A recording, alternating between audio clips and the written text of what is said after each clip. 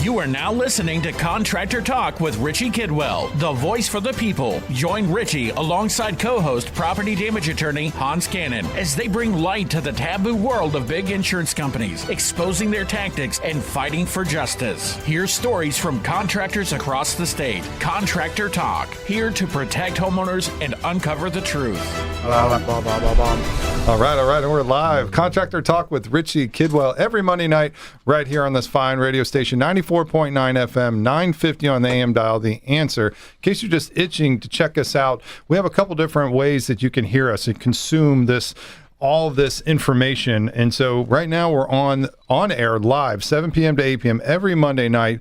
And then we take it to streaming anywhere you like to stream, from Spotify, iTunes, and of course, you got to love YouTube. Like us, subscribe us there. I think we're like at, I haven't really looked at subscribers before, but I think we're at like 48. 50 is like somewhat of a threshold where we can go like live on YouTube. So if you're listening now, check us out on our YouTube page, Hans, if you haven't already. Like us, subscribe us there. Can we go into syndication then next? Is that? Well, we will hopefully absolutely syndicate. If it's not new, it's new to you, the whole thing. Well, I think who just left? Who was the guy I just thought of that just left Big Radio? I mean, we're going to have to replace him. Howard Stern. Howard Stern. There we go. Yeah. I mean, do we have big enough shoes to step in there? Baba Booey. I love it. I love it. We're starting it right here, right now. Different ways to hear our show, and then of course in a few days later you'll be able to hear us. Check back in on us and watch if you'd like to consume that way through our YouTube page, or listen to us, like I said, on Spotify or iTunes, anywhere else you like to stream. We're on every streaming platform you can think of. So many different ways to hear our show. We're sponsored by the Restoration Association of Florida, raflorida.org.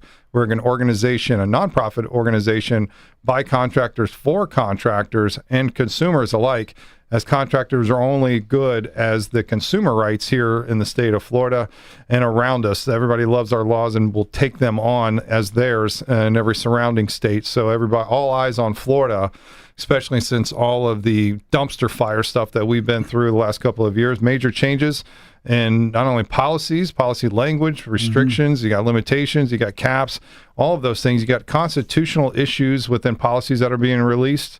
It's amazing what has happened in the last several years, and nobody's really up in arms about it except for us. If you check out all of our shows, we'll tell you about it, but it seems like only a few people are talking about it, or it just seems to be like the Fight Club. We all know about it, you just don't talk about it. And so we're here to talk about it, to expose those issues, and one day the right person is going to be listening, and maybe we can make some more change. Not for the lack of trying. Our association has filed suit against the Office of Insurance Regulation for other types of constitutional issues, such as the binding arbitration, where it bound you to arbitration where you don't have a choice. No recognition of hey, do you want this? Yes or no? Just an auto renew.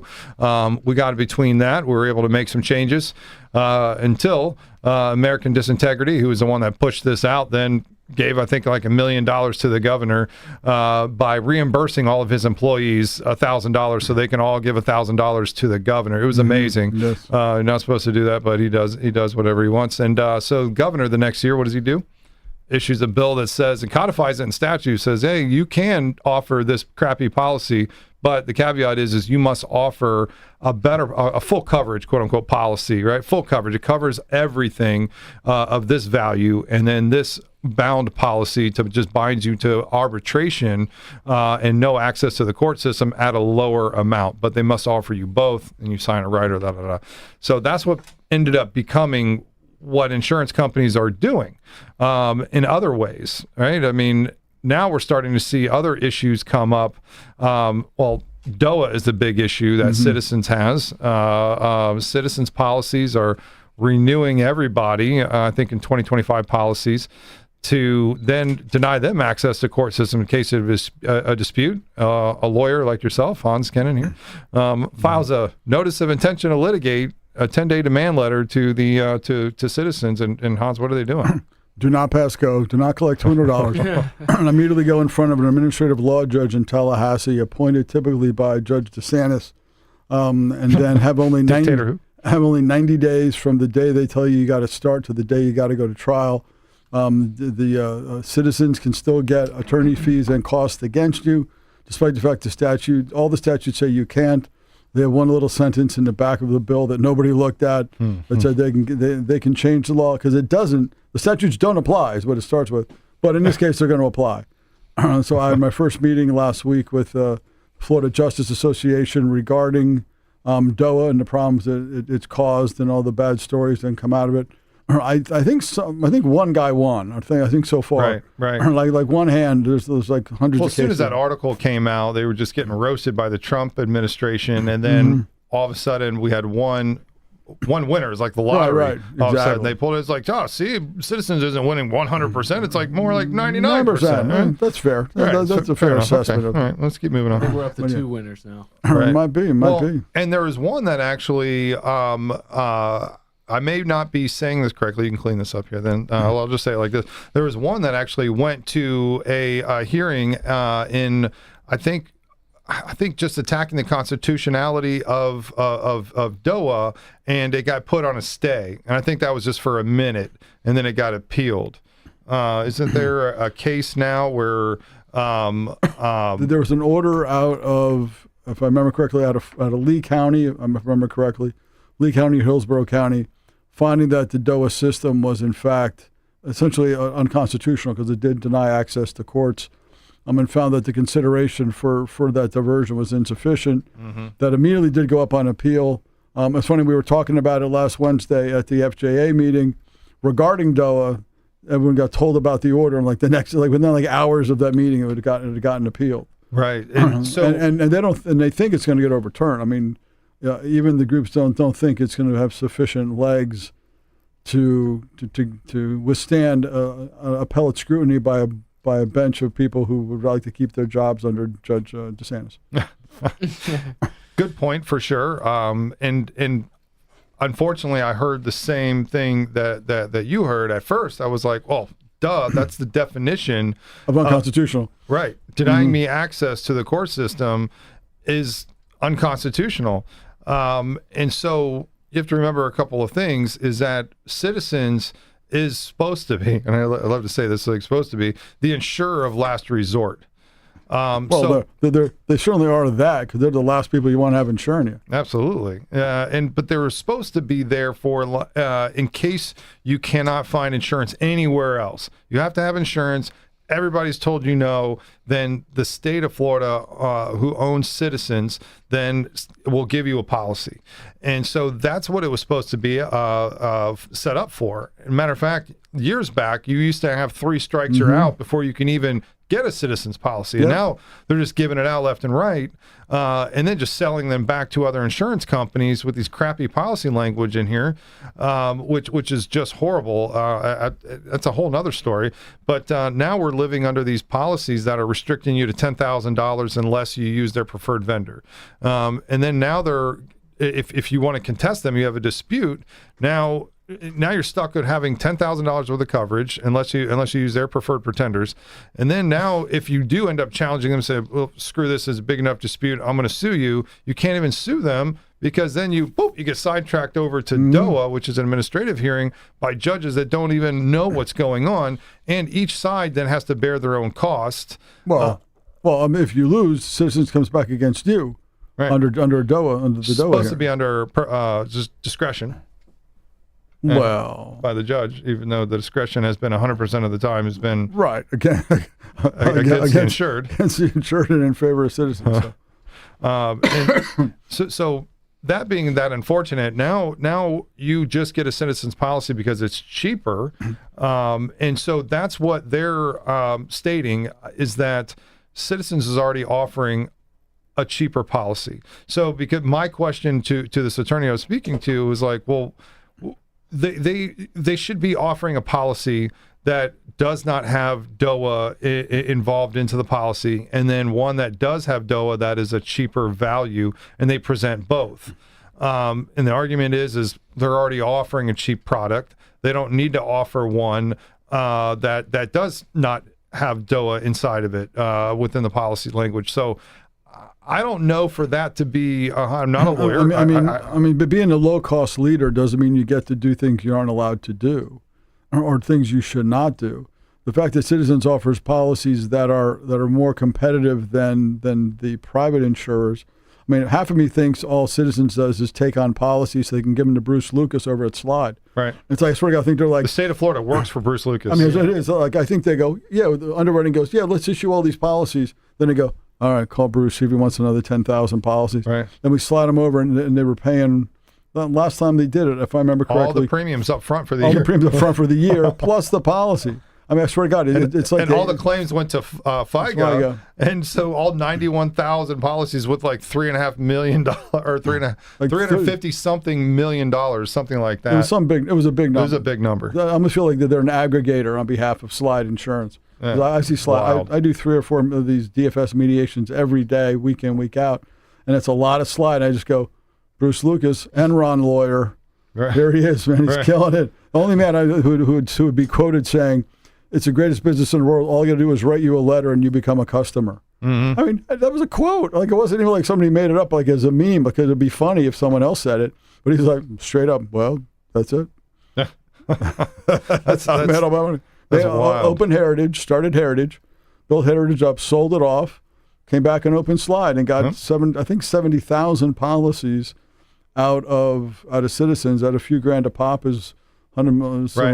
As a starter package to start Slide Insurance, and then of course UPC went out of business, and they took over all 91,000 policies there with the money up front as well. All the claims going to FIGO. It's just amazing. Yeah, he made $80 million within 8 years at Heritage, and then started out with a huge fronted amount of policies to start Slide. I mean, it couldn't be more of a gift. Yeah, it really couldn't have been. No, I agree. I mean, so we see Slide a lot, and actually, to be honest with you, though, I'd still tell a client of mine, be with Slide before you be with Citizens. Oh, for sure. Absolutely. I mean, Citizens really... I would say almost anybody. I wasn't looking up in your balls. I was going to say exactly what that was. Right. I was going to say... only the people on television will be able to see that on YouTube. Earlier, I wasn't sure where you were going. And so, talk more about policies today. We have James Coyne with All Points Claims Adjuster. Boom. I always want to say claims adjusting or whatever. It's adjusters, right? It's actually All Points Claim Advisors. Damn it. Advising. Okay. We're advising. We're not adjusting. We're advising and adjusting. See how horrible we are. Man, did not say that. Anyways, what's going on, James? Nothing much. Glad to be back. Nothing much. Always like talking to you guys. Getting ready for hurricane season. All right, we are with the bowling ball already coming out our way with Hurricane Erin coming in, ERIN. So we're already in the E's already, and we're at the 11th of August today. So it's going to be a wild season as predicted. Are all of them going to curve up and go up in the Atlantic? We're going to have any that just kind of go in between and not hit us here in Florida, and maybe hit Louisiana or Texas or something? Or do you think we're going to get hit in Florida this year? Predictions on the show tonight. If we're doing predictions right now, I'll give you my hot take that I think the West Coast is due for a break, and I think something central Florida and North Florida on the East Coast will get hit this year. No kidding. You thinking of Jacksonville entrance? I'm thinking of north of Daytona Beach to Jack's Beach. Like Flagler County. Flagler County. Yeah. Wow. I would love that. I think every time I see these storms coming across, as far as close to my house, having to go there in the middle of nowhere, like it was in Hurricane Michael, and there was like one Waffle House open. And anyway, so flashbacks, whatever. Yeah. So Michael was not a fun storm to work. No. But actually, no. A yellow X. Obviously, there's the yellow, the orange, and the red X on the National Hurricane Center's map. Actually, a yellow X just popped up in the last few hours in the Gulf. Yeah. Like just a new one over in the Gulf or in the Atlantic? In the Gulf. Just popped really? out of nowhere. Holy cow. Yeah. Is that going to be what's after Aaron? F? What's F? Well, no kidding, but what is the do you remember? No. I don't either. I don't know. I don't study the names. Yeah. Unless they hit, then they're ingrained into my memory. Right, exactly. That's what we have between Hurricane Helene and Hurricane Milton. We call them the Hilton sisters. Every time I mix them. We do that. And still, more and more claims being declined in those storms. And so as they continue to rise, and at the worst day for the insurance company, because of all the law changes in 2022 and ultimately the beginning of 2023, there are no attorney fees awards for the insureds. So if you're fighting your insurance company off of Hurricane Milton, then you're going to do it and pay out of your own pocket at the end. There's still work for you up front, no charge, right? But you're going to be paying at the end. And so having the right people in the place are going to be in your best interest. And having a public adjuster, we talk about this a lot on the show, but it is very important to be ready and to have a public adjuster in your phone. It's both for preemptive evaluations, just as important it is for having an evaluation after a storm or hurricane. But the public adjuster is the one that puts together the full estimate, the roadmap, basically, that the insurance company uses to be able to help afford coverage and help make the payments to the insured for what was done damage-wise to your home. So, James, tell us a little bit about what you're doing for Hurricane Milton folks. I almost said victims, same thing. And then what we're doing now preventatively for maybe some of the condo folks that you've been speaking to, help them and for a possible storm hit. Yeah, so right now, regarding Hurricane Milton and Helene, those were very much flood storms. So I think the biggest thing that I saw and the biggest help that we were providing above the larger settlements we're getting is the team of contractors that we can provide to the homeowner. When a hurricane hits, we have contractors from Texas, California, Arizona, New York, every single state. They're coming down, they're flooding the market, and people are signing these major demolition of their home bills for a flood when they're spending tens of thousands of dollars more.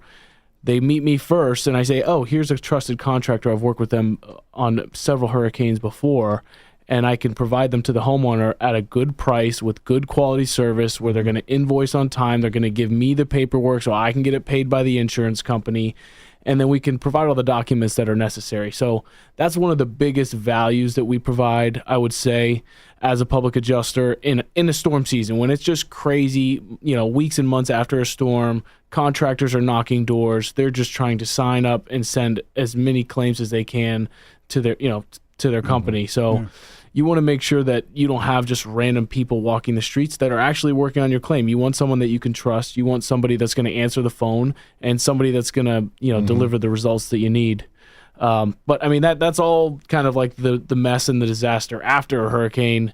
I would say to avoid that, we're doing a lot of, I would say the month of August, I get policies daily. Just people are just sending me their policies, freaking out when they see the Hurricane Center sending out these models. So I still look at policies every single day. I do a free policy review. I sometimes, depending on location, I'll go to the property, I do an inspection, and take photos. It's the same thing we say every single year. Just take photos of your house because it's so important. I mean, with Helene and Milton being not huge wind events, I don't see any wind damage. Did we, denials did we get? What was the number? 77% of the citizens' claims were denied. That's right. Something along those lines. And they were at number one, right underneath them at 76% of all the claims denied by insurance company was people's distrust. So people's trust was right underneath them at 76%. And then we had 13 other carriers. So a total of 15 carriers denied over 50%. Those are just the top 15. Of course, Snake Farm, Allsnake, all those guys were in there. Of course, not a good neighbor. And so what we've seen that is to prevent as much of that as we can, is like you're saying, be on the preventative side, give you a call to come out and do a pre-storm evaluation. And does that offer, or are you offering a cost or a charge to that? We're doing free inspections, free policy reviews. Generally, I have inspectors all over the state, so we can do South Florida within a week. We can do anywhere on the West Coast within a week, and then I'll handle everything in Central Florida and North. But we can really do free inspections for anyone. It's a quick thing. It gets us in their home. We can talk to them. We break down their policy, give them all the little, explanation about their deductible. I keep finding that people are signing policies that say you cannot use a public adjuster, or they're taking a discount so that they cannot hire an attorney in it's American disintegrity that's doing it. And it's crazy just to see that this is happening more and more in normal policies. And I want to talk about that, about some of the things that they put in policies that are not constitutional and that will not hold up. Yeah. The roof surface language is one of them. And so if you have a policy where they're trying to, and I'm not a public adjuster or an attorney, but I have one on either side of me, right? You can clean this up on here. From what I understand, me as a customer, I am looking at policies, and I want the best one for me. And in my house. And so I'm going to look for a policy that let's say I live in a single family residential home. I need to insure that up to a certain amount of money. I'll just use $300,000. It's what the state uses as an average of right there. And I want to make sure that I have, I'm supposed to have as an an HO3 policy that'll fit me. I'm not renting out the house. That may be a DP3 policy from what I understand, or some other type of rental policy. But an HO3 policy in the state of Florida, written in our Florida statutes, so you get two things. You get law and ordinance, and you get RCV coverage, right? They've made some tweaks to the statute to say you can get rid of law and ordinance as long as you sign a waiver and that type of thing. The RCV stands, meaning that you get replacement cost value of what it costs today. So this roof surface schedule language doesn't hold up. It conflicts with that policy that they're issuing to you. And so how many times have there been contracts thrown out by the courts based off of the insurance company getting in between the contract rights between a contractor and an insured? They get those thrown out and invalidated all the time because it conflicts with the statute. What makes OIR so big and bad that they can just issue policies that grossly go against the Florida state statute? I still don't get that. And to me, whenever from my experience as a contractor, we've contested this in court when AOBs were there and this policy existed within there, we blew right through it. And so they don't have a defense to it. Why they still allow these policies to be issued are beside me. Or I'm just. I mean, when they want to change their policy, they have to file the amendment or the endorsement with the OIR. OIR then receives it, but I'm not aware of them honestly approving or disapproving. In order to seek that endorsement, again, it has to be submitted. We used to get into that argument with people all the time. Is that roof surface schedule, is that an endorsement, or are they trying to make that part of the policy? Well, and either changing the policy or simply, you can add the roof schedule as an endorsement if you chose to. It doesn't have to be part of the main body of the policy. An endorsement and a policy are the same thing. They all act in one piece, including the deck sheet. I want to clear this up just quickly. So RCV means replacement cost value, the full amount of what it costs today. If you had it installed 10 years ago, it's not that cost, or it's not 10 years into a 20-year-old roof and they depreciate it 50% and then only pay you that value. That goes against the RCV value of what it costs today. Correct. 627.7011 is the statute that says that essentially an HO3 all-risk policy does require to have ordinance and law and replacement cost as part of it. And obviously there's nuances to it, which is why they're trying to get around it. We always argued the point that the roof surface schedule fails to comply with the statute. Mostly a mediation is probably where you do it. But going back to the OIR, I've never been aware of OIR rejecting an endorsement based on their own analysis. Again, it has to be received, filed, and placed within the big file cabinet there up at OIR, but I'm not aware of them doing independent research or analysis. They simply accept it at face value until someone else contest it. I don't think OIR. I think OIR would suggest they don't have the standing to contest an endorsement they disagree with. That's just crazy. That's what I think. There's no one that's going to actually fight against it. I mean, yeah, it's like you're going to. So they roll it out, and then hundreds of thousands of claims are filed after a hurricane, and then we figure out, there's a new endorsement that nobody knew about. Right. Now, how do we deal with it? Right. That's crazy. Now we have that's what they call a non-negotiable policy, an HO3 policy. You just purchase it from the insurance company. You either like it or you don't. Now for commercial buildings, they have or commercial policies that they'll call surplus lines or negotiable policies. So you can insure this up to whatever limit, insure that, but not this. And that's usually exists on commercial properties, apartments, condos, those types of things, HOA coverages. And James, I understand you work a lot in those fields where you're looking at multi-unit residence, so you're working for the board to maybe do a preliminary look at the property, see what condition the roof is in, the exterior, and match that up to what their policy coverages are so they know what to expect. Is that right? Yeah, absolutely. Yeah, I mean, I think that this is we're seeing all these changes happening with the residential policies, and for us, if we can provide value in the commercial space where we're able to represent these claims, and it's even more difficult, the commercial policies, because they'll say covered in here, and then they have an exclusion over here, and then an addition over there. So exactly. I mean, like you're saying, the HO3 is a pretty standard language. The policies are very similar between companies, and they'll change it how they want, but on the surplus lines, you have to really break down each and every single one of these pages because they're all different. And someone that's working on the board, they're usually, what I'm finding is they'll find somebody that handles all the insurance stuff, and they've got a property manager that doesn't necessarily understand insurance, and those two people together work on an insurance claim together and have no clue what they're doing from start to finish.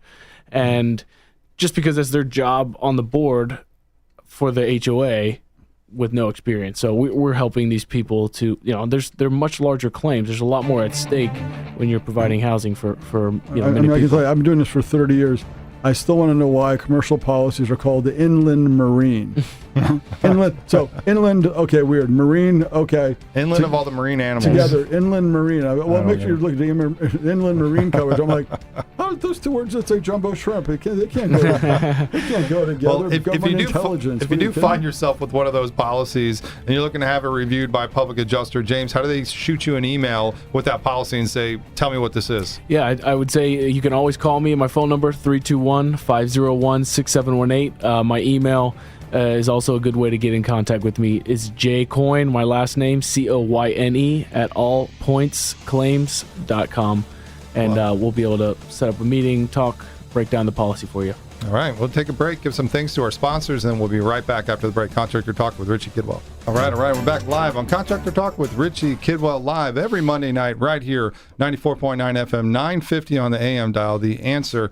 You'll have another chance at listening to us if you're just kind of passing through Central Florida. You like what you hear, check us out on Spotify, on iTunes. We'll be up in a couple of days, and of course, you can check us out on YouTube. Like and subscribe us there. I was just checking out the YouTube page showing Hans. We're both very horrible at checking us out ourselves out online, but you don't want to miss a show. I mean, not only do we have Hans' Dapper Suit of the Week, at no point get the close-up, right? There we go. But at no point will you see the same suit on Hans Kennon at any point in time. I dare you to go back and check out every show. I dare you. And just check it out for yourself. Not only do I have a face for radio, I just kind of keep it dressed down and light and comfortable here.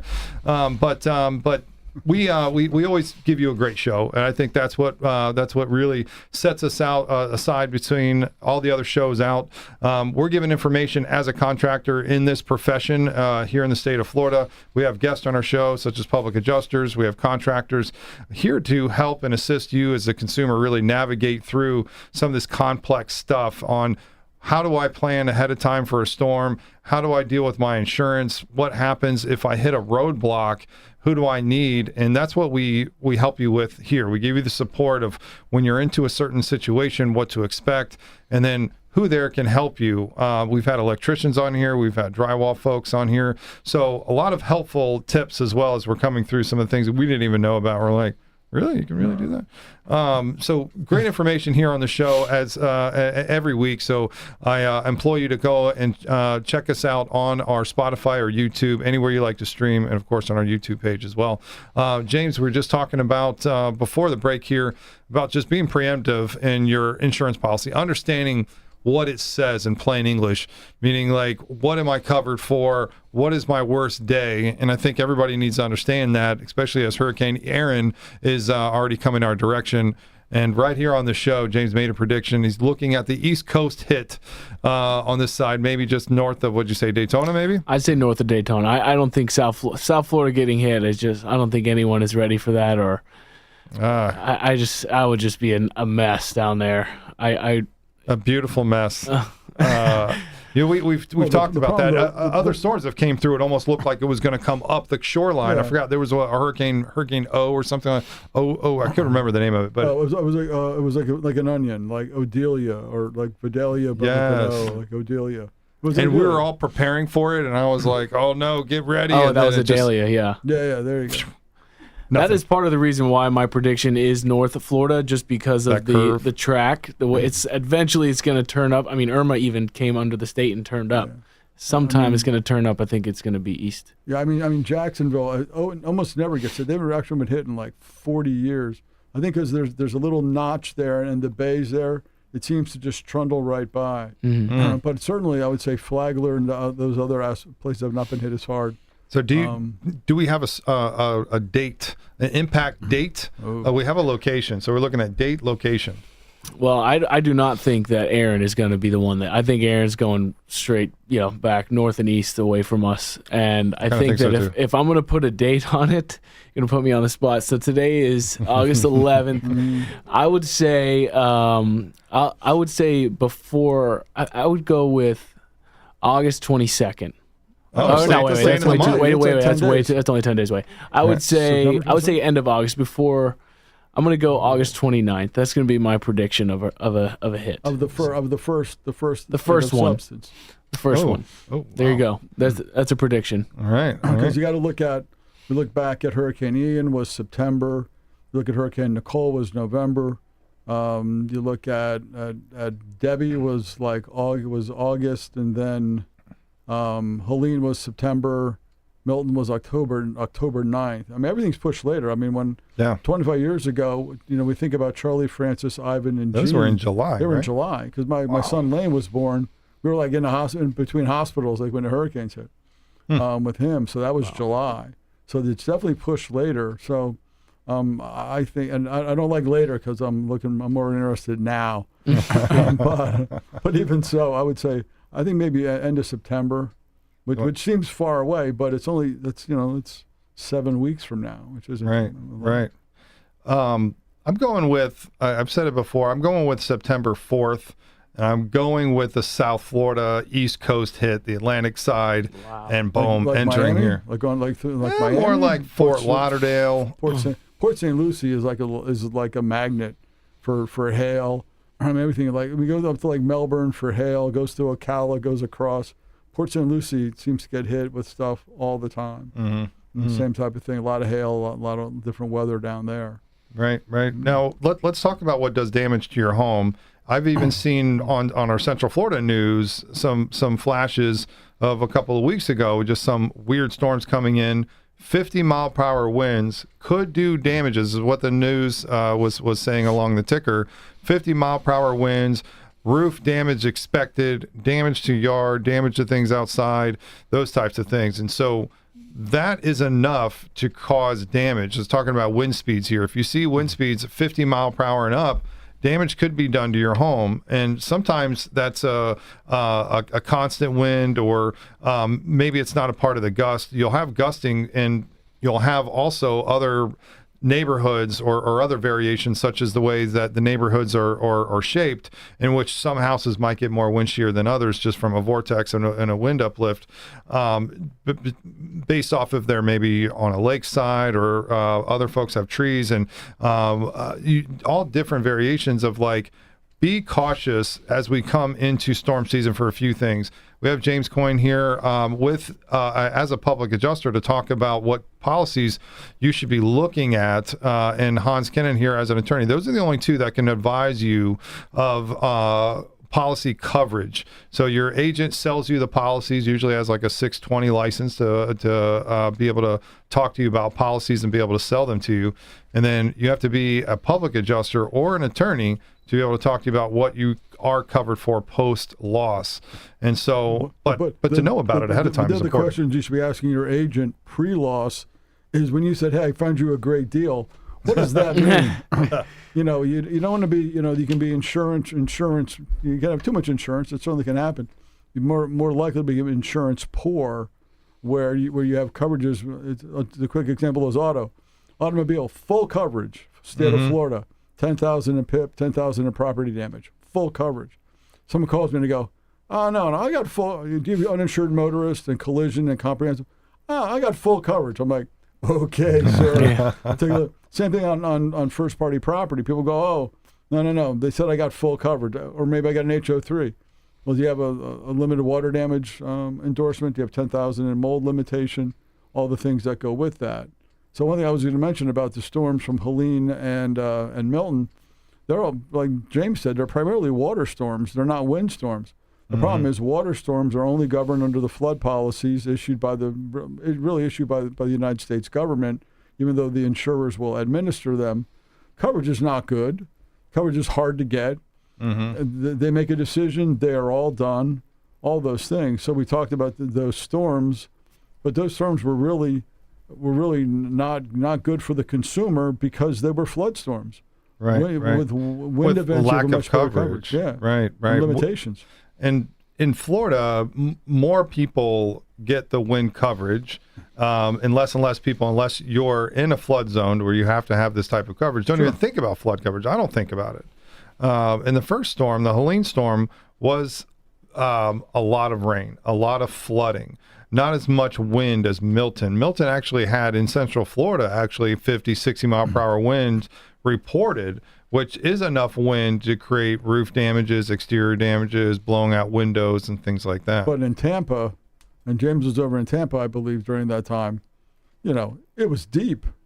Water was very deep. Again, I know you were doing a bunch of flood work. 5 feet in some homes. Wow. I actually purchased one of those homes, 5 feet, literally, up to, it's covering every single window in the house. Which is suspicious because his wife is shorter than that, and he's taller than that. So I worry about what the alternative motive is there. Knew everything at 5 foot and below, but some things to know, and why you'd want to call a public adjuster, because of what happens if you have both. Right? What happens if you have wind damage and you have flooding in your home? And the age-old question is what came first, right? Because then that's what, if the wind comes by, which wind always comes before flooding, wind comes by and knocks the roof off, and then it rains a lot, and then you get flooding inside the home. What is that? It's not flooding. It's not flooding. Because it's water. We always tell people, water coming down is not flooding. Water rising up is flooding. If you open your front door and the water is deep in your house, as deep as it is outside, that's a flood. That's flooding. That's why I always tell clients, be very cautious. If you call the insurance company and say, my roof blew off and my house is flooded, they go, oh, so we don't cover floods, even if the water is Did well below. Did you hear the first part of that? But well below. Again, that's the thing. If the water inside and outside are the same level, that's a flood. If they're not, it's water damage. I tell people, I don't care what happens. Don't say the word flood. Absolutely. Just whether you're right or wrong, don't say the word flood. And regardless what actually happened, the flood company will say, "Oh no, that's wind," and the wind company will say, "Oh no, that's flood," and they're gonna be battling you to not pay at all costs. So right. And most people don't know that they would need to open up a claim on both. Some just open up the claim for flood.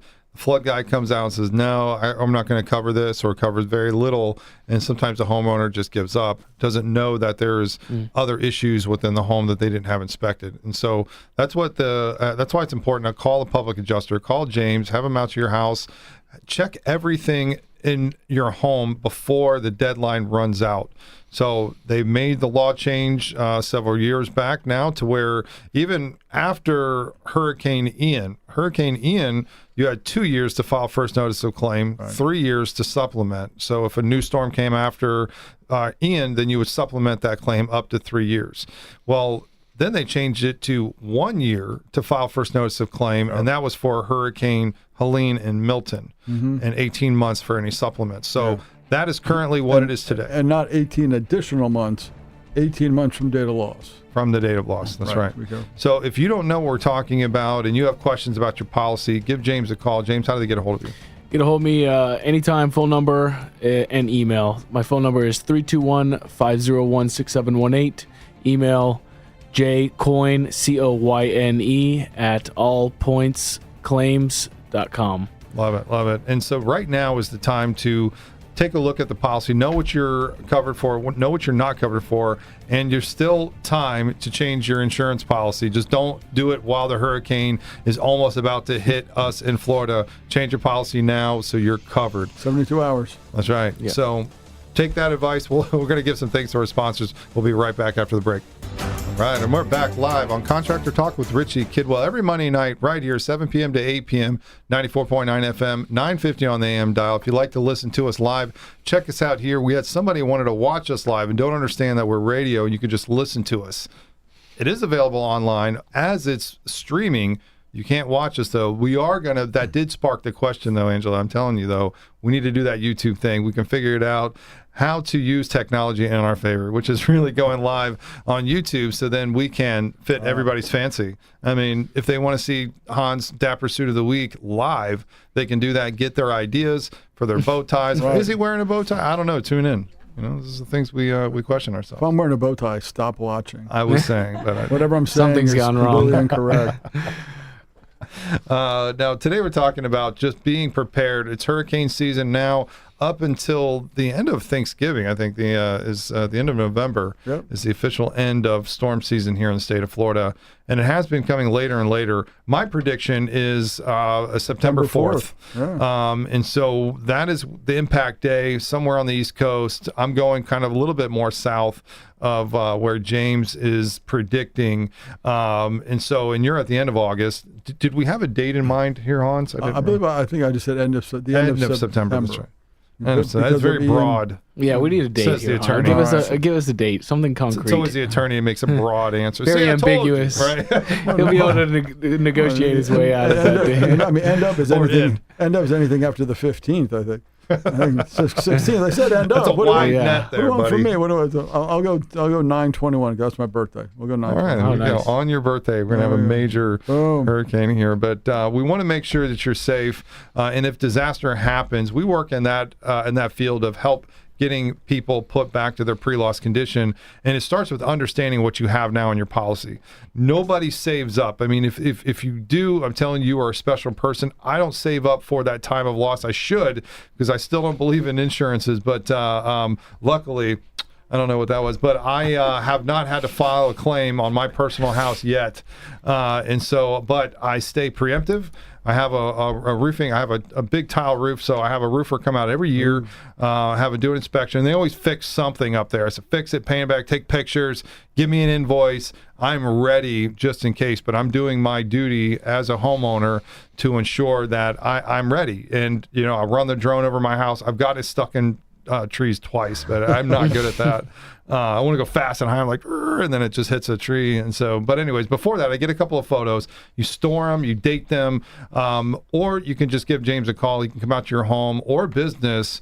I recommend more of the business. I have a policy at my commercial office, and I did not know that I had such a high deductible. 5% wind deductible I have. Ooh. And no. Like, so, and I didn't know that. Now, next time I'm going to be talking to you, James, and say, okay, help me, guide me into understanding what this means, because it contradicts itself, it seems like. On one page it says I have coverage. The next page it says that there's a percentage deductible. The other thing says if that. And so it's very confusing. And so you say you get policies emailed to you all the time.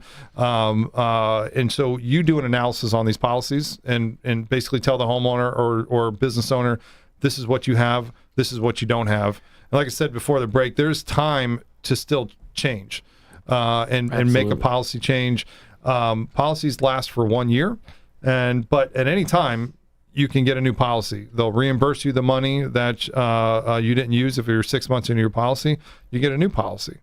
Is that something that you would recommend when you're looking at that, or are you just looking at, or what do you do when you do your analysis? Most of the time when I'm doing these policy reviews, we are gearing up for hurricane season, and if there's something in there where I'm looking at it saying, wow, you have a 10% deductible. 10% of your total coverage area limit is going to be your hurricane deductible, meaning if you file a claim, you have damage, you're going to have a very expensive deductible out of pocket. That is something that I would say, are you able to pay $50,000 deductible or whatever their limits are? And if that is something they can't do, that's probably the number one thing that I would suggest changing right before hurricane season. Other than that, I mean, we're talking about limitations, exclusions, all these endorsements that are happening. Hurricanes are the one thing where we have a larger hurricane deductible and everything else is pretty open. We've got an act of God. It's not a pipe break. It's not a fire that somebody caused. It's not. It's a hurricane. So everything on the house is potentially available to be claimed in your policy, where there's not all these exclusions and cap limits on all of the things that we're claiming. So I would just explain to them basically all of their coverages, what they need to know if and when they have damage. I try to get them to call me as their public adjuster before they call their insurance company. We just went through the example of, oh, my roof flew off from the wind, but the rain caused a flood inside my house. Well, that's not a flood in insurance world, but someone who's never filed a claim may never know that. Flood. So, they're telling the insurance company they had a flood when it's not a flood, and they're going to already apply some prejudice to that claim from the beginning. Right. So, or the homeowner calls in the claim and says, I had wind-driven rain coming all through my windows and doors, which is an exclusion. What they meant to say was, I had storm damage coming through, or storm-induced openings, and allowed water to come through. So, to your point, James, why even go through all of that?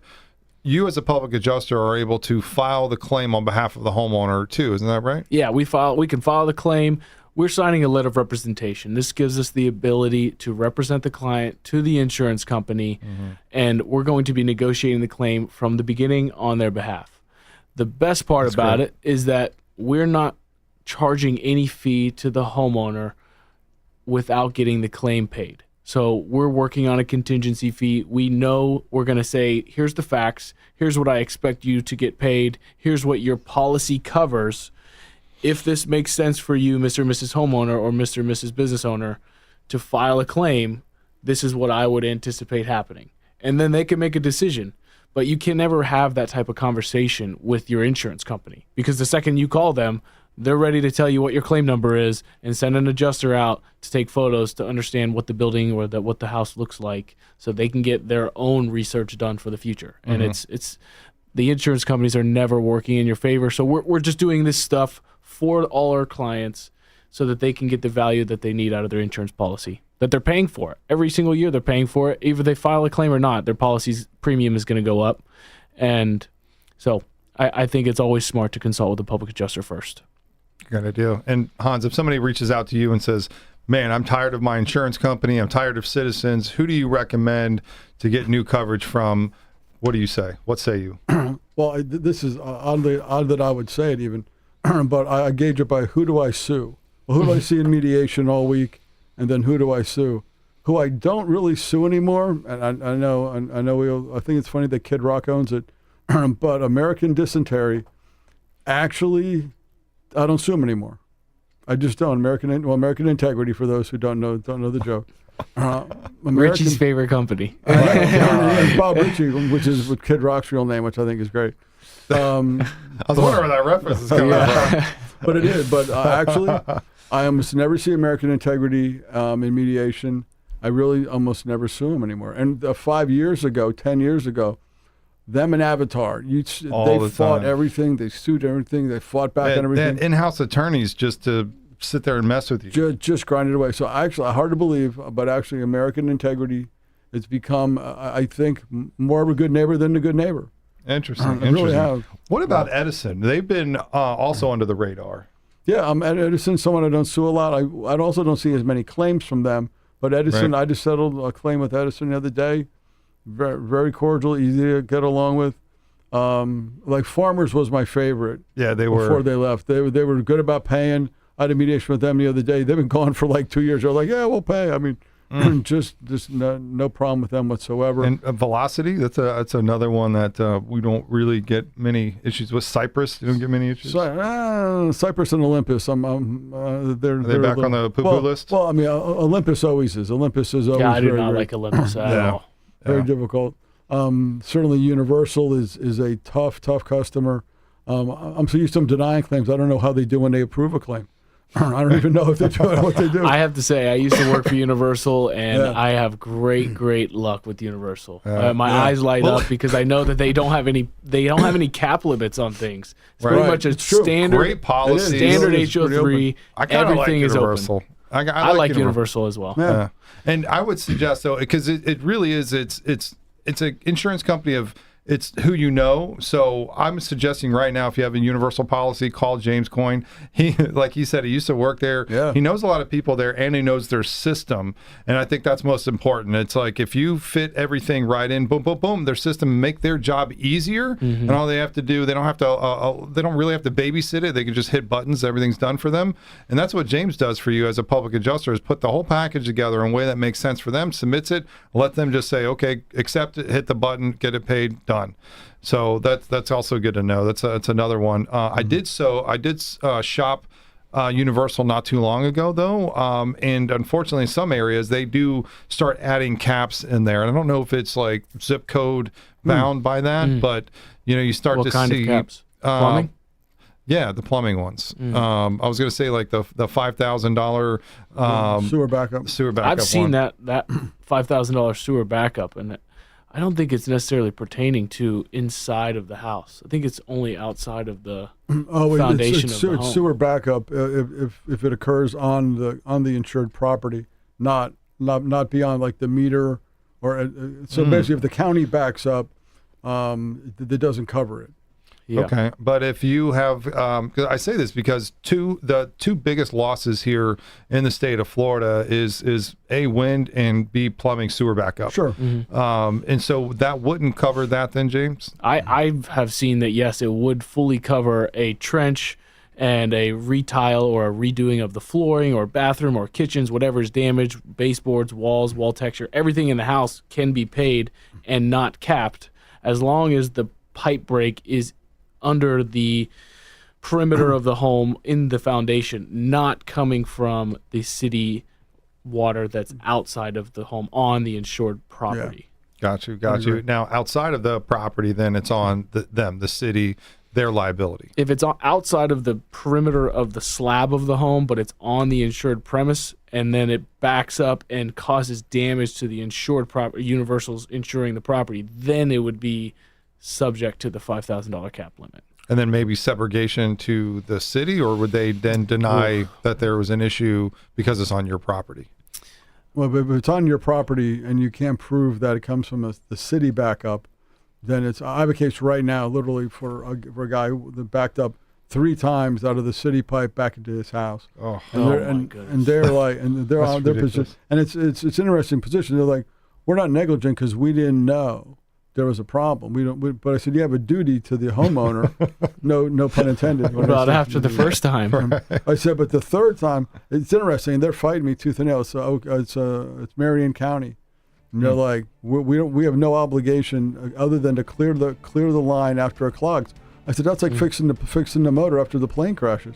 Right. I said, I don't need you then.